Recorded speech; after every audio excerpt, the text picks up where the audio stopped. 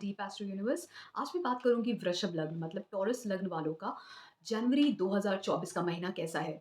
अब क्योंकि नया साल शुरू हो रहा है तो नए साल के शुरू होने पे मैं आप सभी को कहती हूँ हैप्पी न्यू ईयर। आप इस साल को एंजॉय करिए मज़े से, अच्छे से। साल साल की शुरुआत बहुत अच्छे से करिए ताकि पूरा साल अच्छे से बीते। और ये साल है शनि का, और शनि प्रधान ही है ये साल। और शनि अपने मूल त्रिकोण साइन में बैठे हैं ये साल, क्योंकि शनि का है तो इसलिए बहुत सारी राशियों के लिए बहुत अच्छा, बहुत कमाल होने वाला है।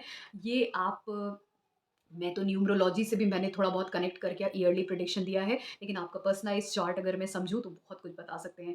तो अगर मैं आपकी बात करूँ वृषभ लग्न वालों की, तो आपके लिए तो शनि योग कारक है। अब शनि आपके 10वें भाव में बैठा है तो कहीं न कहीं इस साल वर्कलोड बढ़ाएगा, आपको बहुत सारा काम देगा। उसकी तीसरी दृष्टि 12वें भाव में है, और 12वें भाव में आपका बृहस्पति बैठा है, तो बृहस्पति अगर खर्चे करवा भी रहा है, तो शनि ने उसको कंट्रोल करके रखा है। और क्योंकि राहु आपके 11वें भाव में आ चुका है, तो जितनी भी पहले की प्रॉब्लम्स चल रही थी, पैसे से रिलेटेड टू, धन से रिलेटेड टू, अब वो आपकी ख़त्म हो रही हैं। और ये नए साल में बिल्कुल पूरी तरीके से ख़त्म हो जाएँगी, क्योंकि राहु आपको गेन्स अपॉर्च्युनिटीज़ देगा। और बृहस्पति जब 12वें भाव से अप्रैल में पहले भाव में टॉरस वृषभ साइन में आ जाएगा, तो और भी अच्छा हो जाएगा। लेकिन ये आपके लिए बहुत अच्छा समय शुरू हो रहा है। शनि आपको चौथे भाव में देख के कहीं न कहीं आपके प्रॉपर्टी के बनाने के चांसेस बनाता है।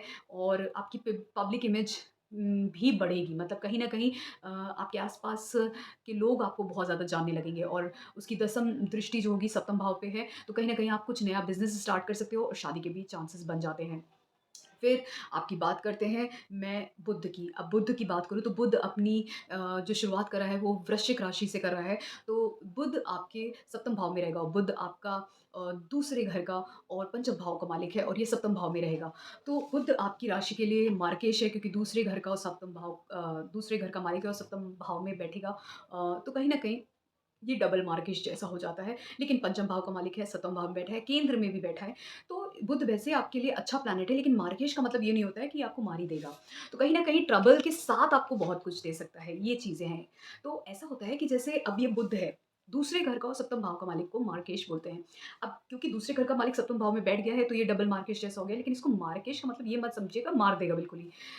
पर ये अच्छी बात ये है, ये पंचभाव का भी मालिक है, अभी केंद्र में बैठा है, तो कैसे ये अच्छा फल देगा? अगर इसकी महादशा अंतर्य पे चल रहा है, तो आपको अपने बिज़नेस में अपनी फैमिली का सपोर्ट मिल सकता है, या आपकी शादी हो सकती है, के लिए कोई रिश्ता भी आ सकता है, या आपके फैमिली आपको सपोर्ट कर सकती है आपके बिज़नेस को शुरू करने में।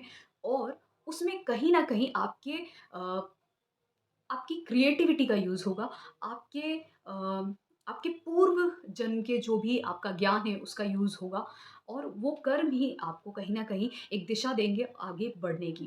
तो ये बहुत ही अच्छा टाइम है, और आपको कहीं न कहीं धन के स्रोत भी खुलने का एक ज़रिया दिखेगा। सप्तम भाव बिज़नेस करके, ठीक है? बिज़नेस करके या शादी करके आपको दिखेगा, या तो शादी का योग आएगा, आपके लिए शादी का रिश्ता आएगा, आपकी फैमिली आपको सपोर्ट करेगी, शादी का रिश्ता आएगा, नहीं तो ये आपके लिए बिज़नेस का बता रहा है। तो इन दोनों में से कोई एक चीज़ हो सकती है, अगर ये आपकी बुध की महादशा अंतर या प्रत्यंतर होगा।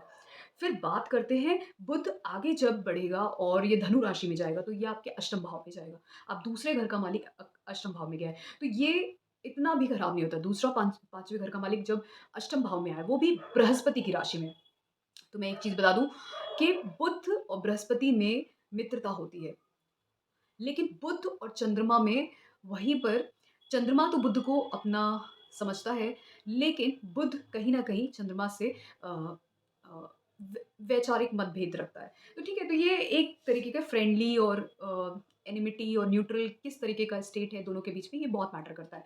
अब जब यहाँ पे बुध बैठेगा, तो क्योंकि उसकी बृहस्पति से बनती है, बृहस्पति का साइन है धनु राशि में, तो इसलिए यहाँ पर बुध कभी भी खराब नहीं करेगा। हाँ, अगर आप रिसर्च ओरिएंटेड पर्सन हो, आप हर चीज़ में रिसर्च एनालिसिस करते हो, तो ये जो आपको चीज़ें हैं ना, ये बहुत हेल्प करने वाली हैं। अगर आप अपनी क्रिएटिविटी में अपना जो भी आप स्किल्स, प्रोडक्ट सेलिंग, जो कुछ भी 5th हाउस को जैसे भी यूज़ करते हो, अगर वहाँ पर अगर आप थोड़ा बहुत रिसर्च एनालिसिस यूज़ करोगे, आप ध्यान से चीज़ें करोगे, तो और साथ में दूसरा घर आपकी फैमिली, आपके धन का है, वहाँ पर भी आप रिसर्च एनालिसिस मतलब वहाँ पे भी अगर उस पैसे को अगर आप म्यूचुअल फंड इन सब में लगाओगे, तो ये आपको आगे चल के बहुत लाभ देगा। इन दोनों में से कोई एक चीज़ इस टाइम पे अगर उसमें करोगे जो मैंने बोला 7 जनवरी के बाद जब ये धनु राशि में होगा बुध, इसकी महादशा अंतर्दशा होगी, मतलब रिसर्च एनालिसिस करके हर एक काम को करिए, चाहे वो पैसे से रिलेटेड हो। पैसे से रिलेटेड जब मैं रिसर्च एनालिसिस बोलती हूँ, तो या तो आप जैसे शेयर मार्केट, ट्रेडिंग होता है, म्यूचुअल फंड, इन सब में इन्वेस्टमेंट करना होता है पैसे को बढ़ाने के लिए। ये सारी चीज़ों को रिसर्च एनालिसिस करके करोगे तो अच्छा होगा। फैमिली के साथ आपके बॉन्ड थोड़े से ऊपर-नीचे हो सकते हैं। क्यों? अगर वहाँ पे आपने कम्युनिकेट गलत तरीके से किया अपने फैमिली मेंबर से, तो चीज़ें गड़बड़ हो सकती हैं। लेकिन अच्छे से कम्युनिकेट करके रखोगे ना, तो वो चीज़ें कभी भी बिगड़ेंगी नहीं आपके लिए, वो बल्कि और ज़्यादा आपको आगे जाके लाभ देंगी, ठीक है? और हो सकता है उनसे भी आपको लाभ मिल जाए। तो आप कैसे कम्युनिकेट करते हो उनसे, वो मैटर करता है। फिर पंचम भाव की चीज़ें, पंचम भाव क्रिएटिविटी का होता है, प्रोडक्ट सेलिंग का भी होता है, आपकी खुद की नॉलेज का भी होता है। तो आप नॉलेज में अगर रिसर्च एनालिसिस इन्वॉल्व कर दो, तो ये आपको बहुत मदद करेगा। बच्चों का होता है, बच्चों के साथ चीज़ें थोड़ी-सी अप एंड डाउन जैसी हो सकती हैं, या हो सकता है उनका पढ़ाई में मन ना लगे आपके बच्चों का, तो ये भी हो सकता है। वो डिपेंड करता है आपके बच्चे हैं या नहीं हैं, लेकिन अगर हैं तो उनका हो सकता है इस टाइम में पढ़ाई में मन ना लगे, तो ये भी हो सकता है। अब फिर बात करते हैं सूर्य की। सूर्य की शुरुआत हो रही है धनु राशि से, और 15 जनवरी को जब वो मकर राशि में चले जाएँगे, तो वो नवम भाव में आपके चले जाएँगे। तो अगर इसकी महादशांतर या प्रत्यंतर होगा, तो अष्टम भाव का जो सूर्य होता है, वैसे तो लोग बोलते हैं अष्टम भाव में सूर्य चला गया तो खराब हो गया, लेकिन मुझे ऐसा लगता है सूर्य अपने आप में ही सबको रोशनी देता है, तो सूर्य कभी खराब नहीं होता। सूर्य किसी भी जगह बैठा हो, सूर्य कभी खराब नहीं होता, क्योंकि वो तो रोशनी देता है ना सबको। वो सभी को रोशनी दे रहा है। वो अष्टम भाव में बैठेगा, तो वहाँ से भी सबको रोशनी ही देगा, तो खासकर दूसरे भाव को रोशनी देगा, और जहाँ बैठा है वहाँ तो रोशनी रहेगी ही रहेगी। तो अष्टम भाव की भी चीज़ें आपको दिखने लगेंगी उस टाइम पे। तो हो सकता है आपका रिसर्च एंड एनालिसिस में आपका ध्यान चला जाए उस टाइम पे। आप ध्यान करने लगो, आप रिसर्च एंड एनालिसिस में चले जाओ। हाँ, एक चीज़ बस ये हो सकती है कि आपके माता के साथ, आपके परिवार में, हो सकता है आपकी हैप्पीनेस में आपका हो सकता है थोड़ा-सा ऊपर-नीचे जैसी सिचुएशन हो सकती है, आपकी माता के साथ या आपके हैप्पीनेस में। आप खुद में इतना ज़्यादा किसी चीज़ में खो गए होगे कि वहाँ पे आप खुश कैसे रहना है उसको भूल जाओगे। आपकी माता के साथ थोड़े मतभेद हो सकते हैं, लेकिन ये यहाँ पे बुधादित्य योग भी बनाएगा अष्टम भाव में, तो रिसर्च एनालिसिस में आप कर सकते हो। कुछ गूढ़ विद्या में कुछ काम करते हो, उसमें आपको मदद करेगा। इनहेरिटेंस या कुछ अचानक से म्यूचुअल फंड, इन सब में आपने पैसा लगा रखा है, वहाँ से भी आपको लाभ मिल जाए। आपको आपकी पत्नी अगर हैं या पति हैं, उनके परिवार से लाभ मिल जाए, उनके धन से मिल जाए, और वहाँ से बैठ के आपके दूसरे भाव को देखेगा और रोशनी देगा। तो सूर्य वहाँ पे रोशनी जब देगा, तो कहीं न कहीं आपके खुद के धन को भी बढ़ा देगा, और आपकी फैमिली में भी एक अच्छा एनवायरनमेंट क्रिएट होगा, और आपके सोर्स ऑफ इनकम को भी बढ़ाएगा। अब जब मैंने बोला कि ये चौथे घर का मालिक है, अष्टम भाव में बैठा है, तो कहीं न कहीं माता के साथ ये नहीं होगा, मतलब मैं ये नहीं बोल रही हूँ कि पूरी तरीके से बिल्कुल एकदम मतभेद। ऐसा होगा कि जब अष्टम भाव होता है ना, तो अष्टम भाव में जब इंसान एक बार घुसता है, तो वो उसमें डूब जाता है। उसमें डूब के मतलब वो रिसर्च एनालिसिस का है। तो कभी-कभार क्या होता है, चौथा भाव होता है हैप्पीनेस का। तो जब आप उसमें डूब जाओगे, उसी में ही खो जाओगे, किसी किसी भी चीज़ से रिलेटेड हो, काम हो। या फिर हो सकता है आप प्रॉपर्टी से रिलेटेड टू रिसर्च एनालिसिस करना स्टार्ट कर दो कि कौन-सी प्रॉपर्टी मैं कहाँ खरीदूँ? या किसी भी चीज़ से रिलेटेड, क्योंकि चौथा भाव रियल एस्टेट प्रॉपर्टी का है। हो सकता है उस पे आप रिसर्च करो, इतना खो जाओ कि आप अपनी हैप्पीनेस भूल जाओ, या माता हो उनको भूल जाओ। ये सब चीज़ें हो सकती हैं, मैंने बोला। तो किसी भी चीज़ को समझने के लिए ना 2 तरीके की सिचुएशन को देखना चाहिए। तो एक साइड को वो अच्छा करता है, दूसरे साइड को वो खराब कर देता है कभी-कभार प्लैनेट। अब आप सपोज़ करो क्यों कहते हैं राहु केतु जब 4th और 10th में होता है, क्यों गड़बड़ करता है? अगर राहु 10th में बैठा है, 4th में केतु क्यों क्यों ये बताता है कि एक साइड को अच्छा करेगा, राहु की साइड को यो इसलिए बोलते हैं क्योंकि आपका पूरा ध्यान उस तरफ चला जाता है। जब आप सोचो, अगर सपोज़ मैं अपनी तरफ पूरा ध्यान दूँ, तो मतलब राहु फर्स्ट हाउस में हो गया, मैं पूरा अपनी तरफ ध्यान दूँ, तो मेरे जो अपोज़िट लोग होंगे, मेरा ध्यान उनसे अपने आप हट जाएगा। अगर मेरा पूरा-पूरा अपने ऊपर ध्यान होगा। तो इसी तरीके से होता है। प्लैनेट किसी हाउस में जाता है, तो इसका मतलब ये नहीं है वो पूरी तरीके से उसको खराब कर दिया। उसका एक मतलब है कि एक एरिया को अच्छा कर देगा, तो दूसरे को हो सकता है गड़बड़ कर दे, तो उसको समझना पड़ता है। अगर इसकी महादशा अंतर या प्रत्यंतर होगा, तो ये इस तरीके की सिचुएशन होगी। अब बृहस्पति की बात करें, बृहस्पति आपके 12वें भाव में है, तो मैं ये बता चुकी हूँ कि बृहस्पति 12वें भाव में जब तक अप्रैल तक रहेगा, तब तक ये आपके लॉसेस कराएगा, लेकिन आपको कहीं न कहीं स्पिरिचुअल ट्रैवल्स भी करा सकता है। आपको स्पिरिचुअलिटी की तरफ ले जा सकता है। आपको बहुत ज़्यादा रिसर्च एनालिसिस के सब्जेक्ट्स में ले जाना, डेली ऐसे सर्विसेज़ की तरफ ले जाना, जहाँ पे आप दूसरों को सर्विस दे रहे हो, ठीक है? और हो सकता है आपके घर के एनवायरनमेंट को बहुत हैप्पी कर रहा है, क्योंकि चौथे भाव को देख रहा है, प्रॉपर्टी बनाने के, आपके माता के साथ रिलेशन बहुत अच्छे हुए होंगे। लेकिन जब ये बृहस्पति आगे बढ़ेगा तो और भी ज़्यादा वृषभ राशि में जाने पे बहुत अच्छा करेगा। और अच्छी बात ये है क्योंकि शनि ने अपनी तीसरी दृष्टि बृहस्पति पे की है, तो इसलिए जो खर्चे थे वो कंट्रोल हो गए हैं अब आपके। खर्चे इतने नहीं हो रहे, और 11वें भाव में राहु बैठ गया है, तो वो गेन्स और लाभ आपको दिलाने लगा है। तो ये अच्छा हो गया है वृषभ वालों के लिए। अब मैं बात कर लेती हूँ शुक्र की। अब शुक्र आपका ही लग्न का मालिक है और ये शुरुआत कर रहा है वृश्चिक राशि से, तो वृश्चिक राशि आपकी आती है सप्तम भाव में।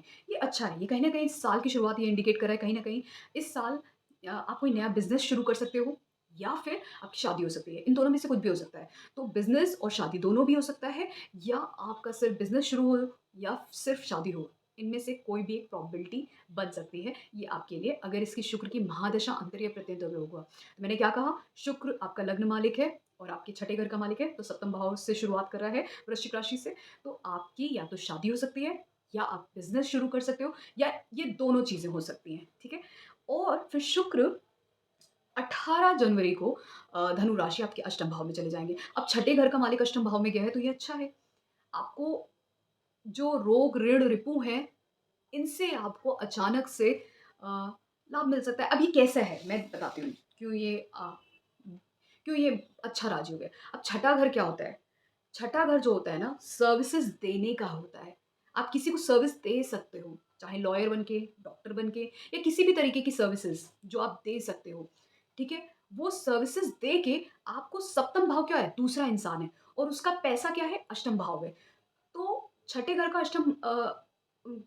का मालिक अष्टम भाव में बैठ गया, मतलब आप कुछ सर्विसेज़ दे के दूसरे का पैसा ले सकते हो, या आप खुद कुछ, जैसे मैंने बोला डॉक्टर, लॉयर, या हो सकता है किसी फाइट में आप लड़ाई-झगड़ा हुआ हो, वहाँ पे भी आपकी इसको उससे उसका धन मिल सकता है, उसकी चीज़ों का लाभ मिल सकता है। सप्तम भाव मतलब दूसरा इंसान। ये चीज़ें हो सकती हैं। मैंने एक सिचुएशन बताई। तो इसको बोलते हैं कैसे आप डिकोड कर सकते हो कि कैसे प्लैनेट क्या करेगा, क्योंकि अ, जो शुक्र है वो आपके पहले घर का मालिक है, आप खुद हो। छठा घर हो गया रोग, ऋण, आपने कुछ लीज़ पे दिया है, रेंट पे दिया है, ठीक है? आप सर्विसेज़ किसी को किसी तरीके की दे रहे हो, जैसे लॉयर, डॉक्टर, ये सब होते हैं। इवन और भी तरीके की सर्विसेज़ आजकल चलती हैं, वो सब आप दे रहे हो। उन सब चीज़ों से आपको दूसरे का सप्तम भाव क्या है? दूसरा इंसान है। आप खुद पहला इंसान हो, और सप्तम भाव दूसरे लोग हैं। पार्टनरशिप में जितने लोग आ जाएँ, वो सारे दूसरे लोग हैं। उनका धन क्या है? अष्टम भाव। तो आप कुछ सर्विसेज़ देके उनका धन ले सकते हो, ये भी है। ठीक है? तो ये मैंने आपको बता दिया। अब राहु केतु की तो मैंने बात कर ही ली है। राहु 11वें भाव में आपको गेन्स अपॉर्च्युनिटीज़ देगा ही देगा, जब तक ये यहाँ पे रहेगा। केतु पंचम भाव में, तो कहीं न कहीं आपके बच्चे हैं, तो वो कहीं न कहीं एजुकेशन से डिटैच हो जाएँगे। आप खुद अगर बच्चे हो, तो खुद आप डिटैच फ़ील करोगे अपनी एजुकेशन से, बेसिक एजुकेशन से, पढ़ाई में मन नहीं लगेगा। फिर उसके बाद क्रिएटिविटी से भी कहीं न कहीं आप डिटैच, कुछ भी क्रिएटिव करते हो, उससे डिटैच फ़ील करोगे। मन नहीं लगेगा, इंटरेस्ट नहीं आ रहा, या टाइम नहीं मिल रहा, बहुत कुछ करना है, डिज़ायर्स बहुत बढ़ गए हैं, गेन्स बहुत हैं, गेन्स बहुत हो रहे हैं, अपॉर्च्युनिटीज़ कुछ और करियर, तो बहुत सारी सिचुएशन ये, और आपको आपके बच्चों से भी डिटैच करेगा, आप लव रिलेशनशिप में हो, वहाँ पे भी डिटैच करेगा आपको। तो ये सारी चीज़ें राहु केतु करेंगे। तो अगर आपको मेरा जनवरी का एनालिसिस पसंद आया है वृषभ लग्न वालों, तो प्लीज़ मेरे चैनल को सब्सक्राइब करो, ड्रीम एस्ट्रो यूनिवर्स को। और अगर आपको एनालिसिस करवाना है अपनी कुंडली का, तो आप मुझे मेल कर सकते हो, ईमेल, और व्हाट्सएप नंबर पे मुझे मैसेज सेंड कर सकते हो, और फिर आप अपना एनालिसिस जान सकते हो। Till then bye, thank you.